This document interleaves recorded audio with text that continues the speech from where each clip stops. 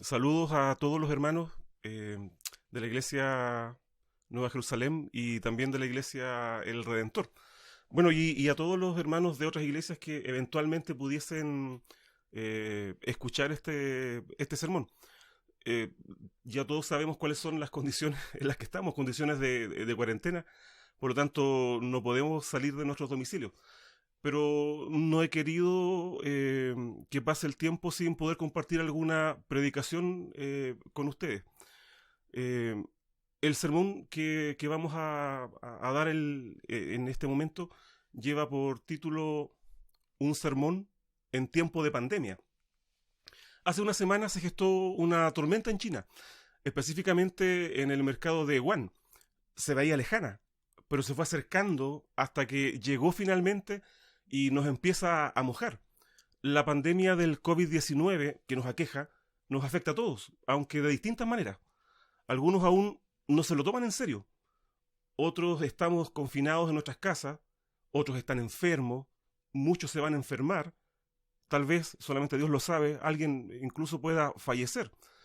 Aquellos que no sean afectados en su salud física, de seguro lo van a hacer en otros ámbitos, como por ejemplo el ámbito financiero. Estamos entrando en un periodo de recesión económica. Al terminar esta pandemia, vamos a ser más pobres de lo que somos ahora. Muchas pymes cerrarán, habrá despidos. Eh, como decía el ministro de Economía en una entrevista para la televisión, esta es una tormenta perfecta para Chile. Sequía por varios años, incendios forestales, el estallido social y ahora el COVID-19. Esto genera en las personas incertidumbre, miedo, ansiedad. Pablo, en su cuarto viaje misionero, perdón, no fue misionero, en su cuarto viaje, fue puesto en un barco rumbo a Roma. Esto se narra en Hechos capítulo 27. Y en medio del viaje se levantó una tormenta que duró 14 días. Se enfrentaron a vientos huracanados, bajaron las velas, arrojaron la carga por la borda y dejaron que el barco fuera a la deriva. El versículo 20 del capítulo 27 de Hechos describe muy bien la condición en la que estaban. Y no apareciendo el sol ni estrellas por muchos días, y viniendo una tempestad no pequeña, ya era perdida toda esperanza de nuestra salud. O sea, perdieron toda esperanza de salvación. Es una frase muy fuerte. Hay que imaginarse estar en esa situación. ¿Qué hizo Pablo? ¿Cuál fue su reacción ante esa situación extrema? Haremos un análisis del comportamiento de Pablo.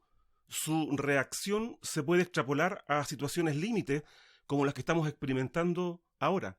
¿Cómo enfrentar la catástrofe? ¿Cómo enfrentar la tormenta? ¿Qué actitudes tener? Antes de entrar de lleno al sermón, me gustaría que oráramos. Les invito a que oremos. Padre nuestro que estás en el cielo, te pido tu asistencia en este momento. Ayúdame para enseñar tu palabra y te pido por cada uno de tus hijos que la va a escuchar, que tú prepares su corazón, que haya el deseo, el interés, que nuestro orgullo, nuestra testarudez no sea un impedimento para que el Espíritu Santo pueda obrar en nuestras vidas a través de tu palabra. En el nombre de Jesús. Amén. Entonces, ¿cómo enfrentar la catástrofe? ¿Cómo enfrentar la tormenta? ¿Qué actitudes debemos tener? Lo primero es que debemos ser prudentes. Debemos ser prudentes. Pablo, al ver que la tormenta empeoraba y que avanzaban con dificultad, sugiere quedarse en Creta y no seguir navegando. Hechos 27:9 dice: y pasado mucho tiempo, y siendo ya peligrosa la navegación, porque ya era pasado el ayuno, Pablo amonestaba, diciéndoles: varones, veo que con trabajo y mucho daño, no solo de la cargazón y de la nave, mas aún de nuestras personas, habrá de ser la navegación. Pero el centurión, que se llamaba Julio, que es el que estaba a cargo de Pablo, le cree más al piloto y al dueño de la nave que a Pablo, y continúan adelante con el viaje. En medio de la tormenta, Pablo les recuerda y les enrostra la mala decisión que tomaron. El versículo 21 dice esto: fuera de cierto conveniente, oh varones, haberme oído y no partir de Creta, y evitar este inconveniente y daño. O sea, en buen chileno, se los dije a los porfiados, pero no me hicieron caso. Y miren en dónde estamos ahora. Uno pudiese pensar que Pablo, el gran apóstol, el gran hombre de Dios, hubiese dicho: vamos nomás, naveguemos, que Dios nos va a cuidar. Pero ante el peligro inminente, fue prudente y aconsejó no seguir adelante, aunque no le hicieron caso, porque él era prisionero. Primó la opinión experta del piloto y los intereses económicos del dueño del barco. Muchos cristianos, en medio de la tragedia, se preguntan, ¿por qué, Señor? ¿Por qué me pasa esto? En algunos casos la respuesta es simple y también es dolorosa. Por culpa de nuestra imprudencia. ¿Podríamos reclamar, por ejemplo, protección divina si vamos a 160 kilómetros por hora en una carretera? ¿Podríamos cuestionar a Dios por quedar parapléjicos a causa de un piquero si hasta el cansancio se nos advierte de los peligros que ello implica? ¿Podríamos culpar a Dios por haber sido despedidos del trabajo si no cumplimos a cabalidad con lo que se nos pide, si presentamos licencias continuamente, etcétera? ¿Podríamos culpar a Dios de nuestra bancarrota financiera si gastamos más de lo que tenemos? El sentido de prudencia en la Biblia es prevenir que ocurran cosas malas. Por ejemplo, en la parábola de las 10 vírgenes, 5 se nos presentan como prudentes y 5 como fatuas. Las prudentes lo fueron porque, anticipándose a que la espera pudiese ser larga, se abastecieron con aceite. Las fatuas no. Cuando Jesús envió a los 12 apóstoles a predicar, les dijo, Mateo 10, 16, sed pues prudentes como serpientes y sencillos como palomas. Yo sé que el contexto es otro, no es el de una pandemia, pero es bien significativo y es extrapolable también. El hecho es que, aunque era Jesús mismo quien los estaba mandando, les pidió prudencia para discernir a quién predicar y para escoger en qué casa quedarse. Proverbios 8:12 dice, yo, la sabiduría, habito con la discreción o con la prudencia y hallo la ciencia de los consejos. En ese versículo se relaciona la prudencia con la sabiduría y con el conocimiento. Ser prudente no es desconfiar de Dios. La prudencia es el plan de acción resultante cuando se aplica el conocimiento y la sabiduría a situaciones concretas que así lo exigen. Por otra parte, al actuar temeraria e imprudentemente, podemos estar tentando a Dios. Si yo digo, por ejemplo, soy hijo de Dios, así que voy a ir al mall a pasear porque Dios me va a cuidar, no me va a entrar ningún bicho. Estoy tentando a Dios. Y eso es un pecado. Primero a los Corintios 10:9 dice, ni tentemos a Cristo, como también algunos de ellos le tentaron y perecieron por las serpientes. Tentar a Dios es desafiarlo con arrogancia, con incredulidad, para que haga algo. El 4 de junio del 2006, un hombre se introdujo al lugar donde estaban confinados los leones, en el zoológico de Kiev, en Ucrania. Mientras bajaba por una cuerda para llegar hasta los leones, el hombre gritó, ¡Dios me salvará! ¿Y qué creen que pasó? Un león fue directamente hacia él, lo derribó y le cortó la arteria carótida. Lo que hemos conversado hasta el momento nos puede ayudar a responder algunas preguntas que surgen. ¿Es desconfiar en Dios el cerrar los templos mientras pasa el peligro de contagio? En el contexto de lo que ya hemos visto, no. Es actuar con prudencia y es no tentar a Dios. ¿Es desconfiar en Dios quedarse en casa acatando la cuarentena? Absolutamente no. El encierro, por ejemplo, fue una de las medidas que Dios impuso a Israel la noche que azotó a Egipto con la última plaga. Éxodo 12:22 dice, ninguno de vosotros salga de las puertas de su casa hasta la mañana. Actuemos con prudencia en medio de la crisis que estamos viviendo. Siga las recomendaciones de la autoridad sanitaria. Hacerlo así no es desconfiar en Dios, es actuar con sabiduría y con prudencia. Entonces, ¿qué es lo primero que tenemos que hacer? Lo primero que hizo Pablo en medio de esa tormenta fue prudente. Actuó con prudencia. Lo segundo que debemos hacer es no temer, no tener miedo. El versículo 23 de Hechos 27 dice, porque esta noche ha estado conmigo el ángel de Dios, del cual yo soy y al cual sirvo, diciendo, Pablo, no temas, no temas. Es menester que seas presentado delante de César, y he aquí, Dios te ha dado todos los que navegan contigo. ¿Cuál es la base que Pablo tiene para no temer en el texto que leí recién? La providencia de Dios. La providencia de Dios. El ángel le dice a Pablo, es necesario que llegues a Roma y te presentes ante César. Además, ninguno de los que están contigo en el barco morirá. Y eso le dio a Pablo una enorme tranquilidad. Saber que Dios estaba ahí, presente, que aunque las olas azotaban el barco y éste se movía de un lado a otro, era parte del plan de Dios. Millar Erickson, en su teología sistemática, define así la providencia de Dios. Leo textual. La providencia de Dios significa la acción continua de Dios para conservar su creación y guiarla hasta conseguir los propósitos pretendidos. Y agrega, la providencia es en cierta manera clave para la conducta de la vida cristiana. Significa que podemos vivir con la seguridad de que Dios está presente y activo en nuestras vidas. Estamos a su cuidado y por lo tanto podemos afrontar el futuro con confianza, sabiendo que las cosas no suceden por casualidad. Podemos orar, sabiendo que Dios escucha y actúa según nuestras oraciones. Podemos afrontar el peligro, sabiendo que Él no está ignorante ni despreocupado. Hasta ahí la cita de Millar Erickson. La providencia de Dios no implica que siempre vamos a salir indemnes de todas las situaciones. No implica que nunca vamos a recibir ningún tipo de daño. Pero sí implica que, sea lo que fuere que nos suceda, no es casualidad, sino parte del plan de Dios. Y que Él, Dios, está presente y activo en nuestra vida. La promesa de Dios no es que no pasaremos por el valle de sombra de muerte, sino que cuando lo atravesemos, Él estará ahí con nosotros, infundiéndonos aliento. Cuando el Señor restaura a Pedro, en Juan 21 le dice, el versículo 18, de cierto te digo, cuando eras mozo, te ceñías e ibas a donde querías, mas cuando ya fueres viejo, extenderás tus manos y te ceñirá otro, y te llevará a donde no quieras. Y esto dijo, dando a entender con qué muerte había de glorificar a Dios. Humanamente hablando, el panorama no era muy alentador para Pedro. Jesús le estaba dando a conocer la forma como iba a morir. ¿Le ayudaría en algo saber lo que le iba a pasar? Por supuesto que sí. El saber que el daño que iba a sufrir estaba previsto por el Señor y que era parte de su plan para su vida, le debe haber alentado y sostenido en medio de los momentos difíciles que Pedro iba a pasar. Lo mismo pasó con el apóstol Pablo, Hechos 20-23. Más que el Espíritu Santo, por todas las ciudades me da testimonio diciendo que prisiones y tribulaciones me esperan.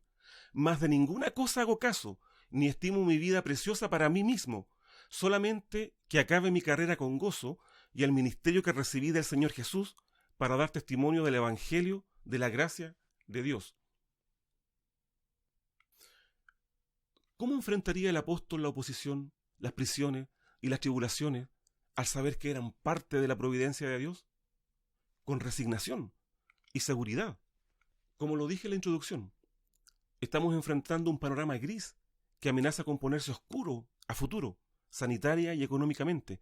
Pero el saber que Dios en su providencia lo permite debe animarnos. Dios está ahí, presente, no se ha olvidado de nosotros. Al contrario, cuando más lo necesitamos, ahí está.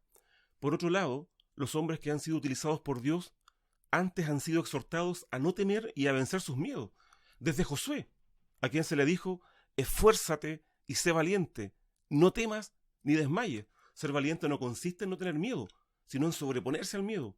Hasta Timoteo, a quien Pablo le escribe, porque no nos ha dado Dios el espíritu de temor, sino el de fortaleza y amor y templanza.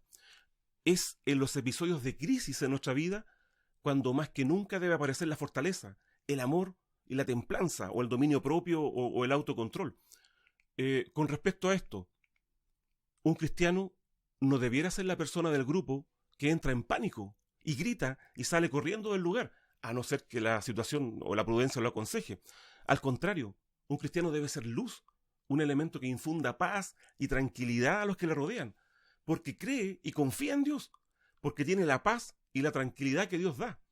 Y hay un hecho que, si bien no guarda relación directa con el tema que estamos tratando, no quiero dejar de mencionarlo. El versículo 24 de Hechos 27 dice, Pablo, no temas, es menester que seas presentado delante de César, y he aquí Dios te ha dado todos los que navegan contigo. Eso significa, las 276 personas, según el versículo 37. ¿Saben por qué se salvaron esas 275 personas, más Pablo? Porque Dios iba a proteger a Pablo, y esa protección abarcó también al resto. Un hijo de Dios es un foco de protección y bendición para los que le rodean. ¿Recuerdan el caso de la destrucción de Sodoma y Gomorra? Si hubiese habido allí tan solo 10 justos, Dios no la habría destruido, por amor a los 10. Génesis 18:32. ¿Por qué Abraham, cuando estaba intercediendo ante Dios por Sodoma, no siguió bajando la cifra de personas por las cuales Dios no destruiría la ciudad? No lo sé. Tal vez, y esto es especulación de mi parte, porque pensó que con esa cifra estaba sobre seguro que Lot y su esposa habrían ganado más personas. Me explico. Estaba Lot, estaba su esposa, estaban sus dos hijas, eran hijas, plural, sus dos yernos, ahí ya tenemos 6.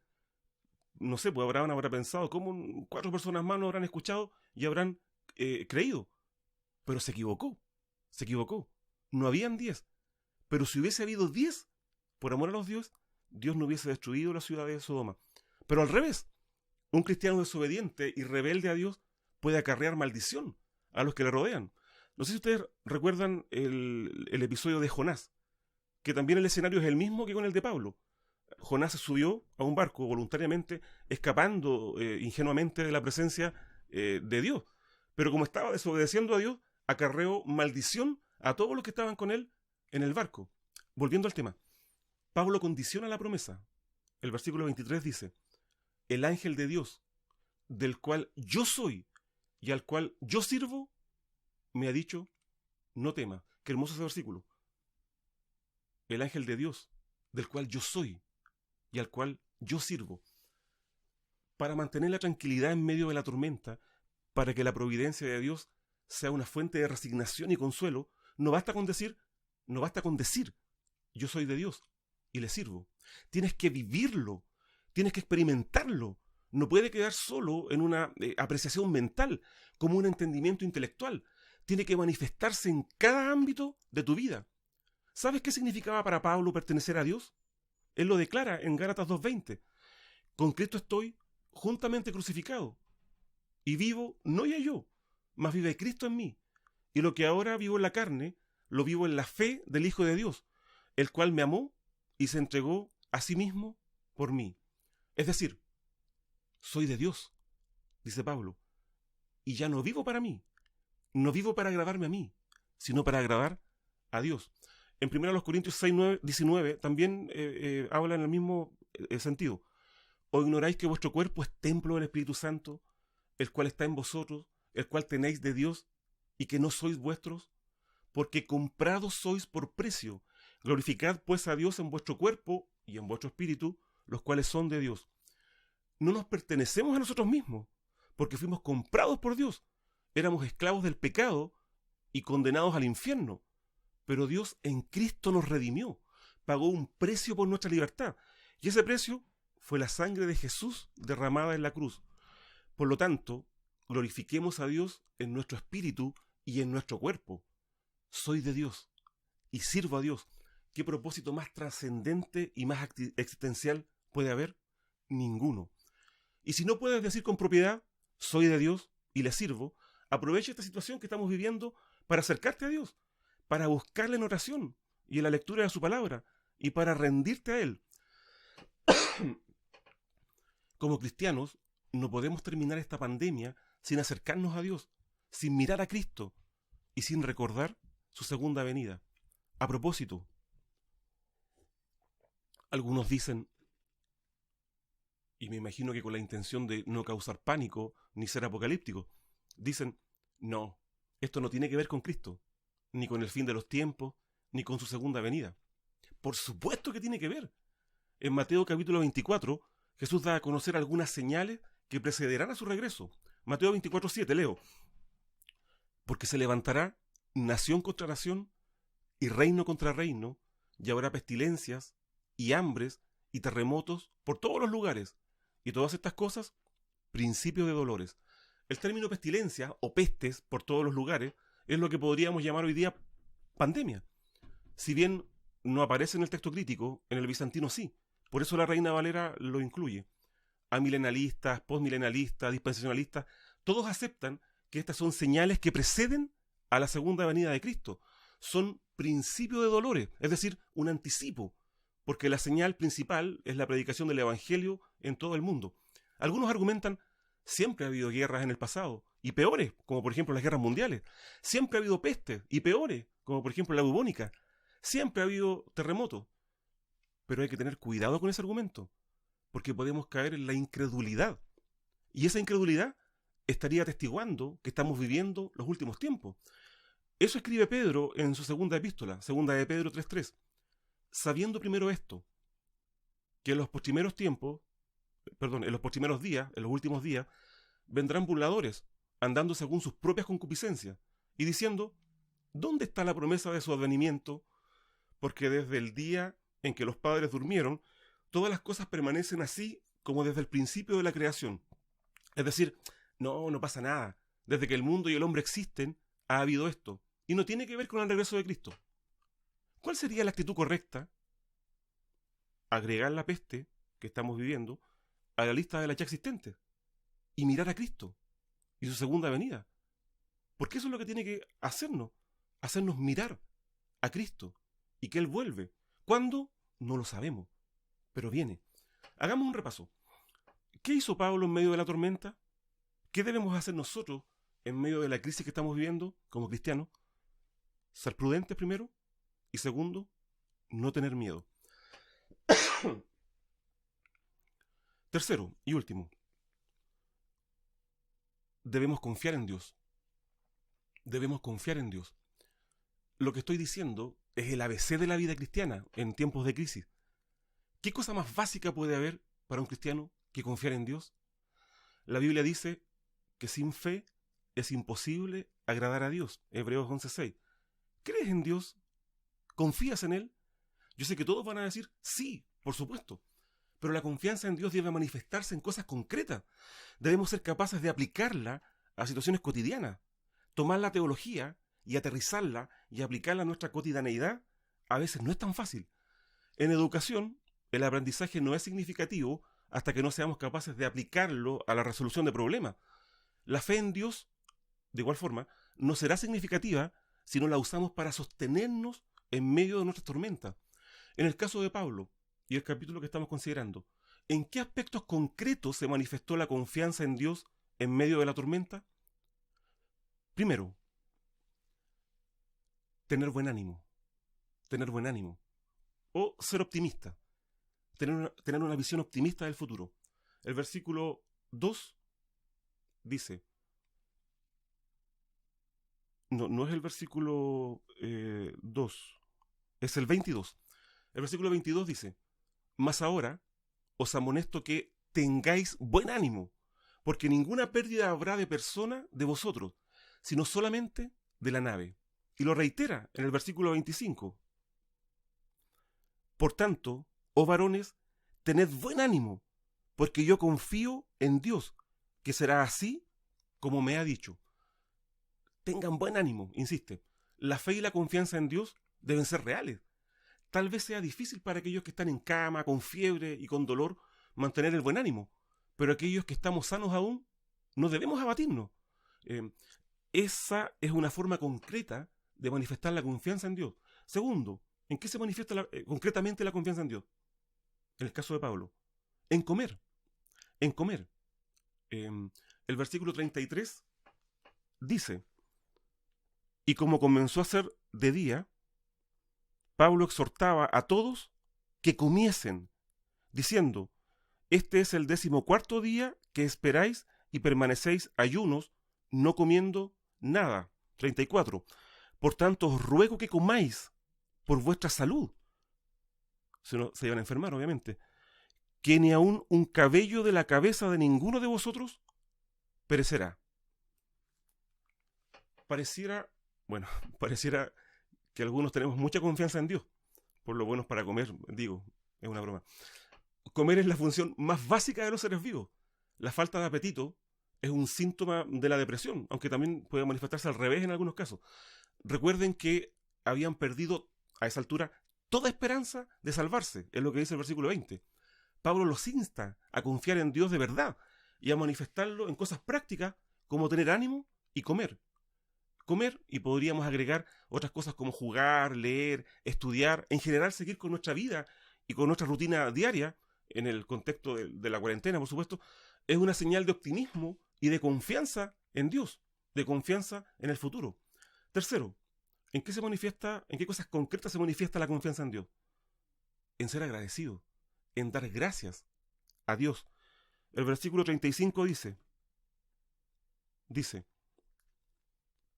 y habiendo dicho esto, tomando el pan, hizo gracias a Dios, o dio gracias a Dios, en presencia de todos, y partiendo, comenzó a comer. Tomó el pan y dio gracias a Dios por el pan. Claro, alguien dirá, pero eso es lo que hacemos 3 veces al día, o 4 o 5 las veces que ustedes coman. El problema es que el contexto en el que estaban era bastante distinto al contexto cotidiano en el que comemos nosotros. Imaginen la situación. 14 días de tormenta, el cielo cubierto y oscuro, lluvia, viento, olas inmensas. Todos piensan que se van a morir. Y Pablo toma el pan, lo parte y da gracias a Dios por lo que iba a comer. Las dificultades, esto es lo que nos enseña esto, las dificultades, los problemas, las carencias, no nos deben impedir agradecer a Dios por las cosas que sí tenemos. Esa era la costumbre del apóstol Pablo. En Filipos, ustedes conocen la historia, lo azotaron, lo ataron, lo pusieron en la cárcel, en el cepo, en la jaula de más al fondo. Le apretaron los pies en el cepo y allí estaba, junto con Silas. En esa situación desesperada, ¿qué hacía a medianoche? ¿Se quejaba? ¿Se lamentaba? No, cantaba, oraba y cantaba himnos. En Roma, estando encarcelado nuevamente, ¿qué hacía Pablo? Bueno, si es difícil estar encarcelado hoy día y es traumático, en aquellos días era mucho más aún. Estando en esa condición, escribe a los filipenses esto: gozaos en el Señor siempre. Otra vez os digo que os gocéis. Filipenses 4:4. Todo lo he recibido y tengo abundancia. Estoy lleno, habiendo recibido de Epafrodito lo que enviasteis. Filipenses 4:18. Pero uno podría decir que extraño. Le faltaba lo principal que un ser humano puede tener. Le faltaba libertad. Pero él no dejaba de agradecer por lo que sí tenía. La enseñanza que Dios nos da aquí es que debemos ser agradecidos. Primera a los Tesalonicenses 5:18 dice: dad gracias en todo. O sea, dad gracias en todas las situaciones, las favorables y también las adversas. ¿Sirvió de algo lo que hizo Pablo? ¿Sirvió de algo para los demás? Sí. El versículo 36 dice esto: entonces todos, teniendo ya mejor ánimo, comieron ellos también. Lo que Pablo hizo, esas muestras concretas de confianza en Dios, animaron a los demás. Todos tuvieron mejor ánimo y empezaron a comer también. Concluyo diciendo esto: estamos viviendo una situación sanitaria que nos afecta a todos. Alguno de ustedes tal vez pueda llegar a sentir en algún momento que ya no hay esperanza de salvación. Espero en Dios que no sea así. Al igual que Pablo y los que estaban con él en el barco en medio de la tormenta. ¿Qué hacer? Primero, seamos prudentes. Acatemos las instrucciones de la autoridad sanitaria. Hacerlo así no es desconfiar en Dios. Segundo, no tengamos miedo. Dios en su providencia tiene el control de todo lo que está pasando. Nuestra seguridad es que somos de Él y le servimos. Y tercero, confiemos en Dios. Confiemos en Dios. La confianza en Dios en medio de las dificultades es la actitud más básica de un cristiano. Que esa confianza se manifieste en cosas concretas, como tener ánimo, ser optimista, comer, seguir con la rutina. Con la ayuda de Dios vamos a salir de esto. Y ser agradecidos. Tal vez hemos perdido algunas cosas, pero aún así tenemos mucho por qué agradecer a Dios.